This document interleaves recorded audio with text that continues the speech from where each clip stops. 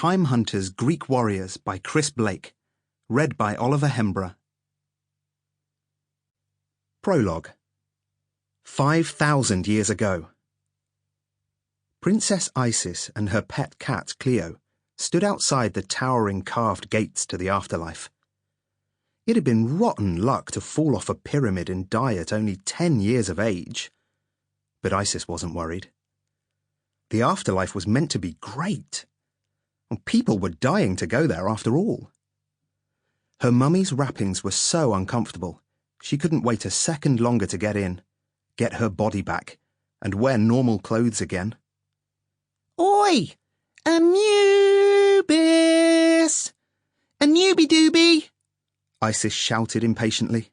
When you're ready, you old dog! Cleo started to claw Isis's shoulder. Then she yowled, jumping from Isis's arms and cowering behind her legs. Calm down, Fluffpot, Isis said, bending to stroke her pet.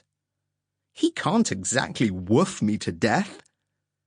The princess laughed, but froze when she stood up. Now she understood what Cleo had been trying to tell her. Looming up in front of her was the enormous, jackal-headed god of the underworld himself, Anubis. He was so tall that Isis's neck hurt to look up at him. He glared down his long snout at her with angry red eyes. There was nothing pet-like about him. Isis gulped. When you're ready, you old dog, Anubis growled. Anubi-dooby. Isis gave the god of the underworld a winning smile and held out 5 shining amulets. She had been buried with them, so she could give them to Anubis to gain entry to the afterlife. There was a 6th amulet too, a gorgeous green one, but Isis had hidden it under her arm. Green was her favourite colour, and surely Anubis didn't need all 6. Except the god didn't seem to agree. His fur bristled in rage. 5? Where is the 6th? He demanded. Isis shook her head. I was only given 5, she said innocently. To her horror, Anubis grabbed the green amulet from its hiding place. You little liar! He bellowed. Thunder started to rumble. The ground shook. Anubis snatched all 6 amulets and tossed them into the air. With a loud crack and a flash of lightning, they vanished. You hid them from me, he boomed.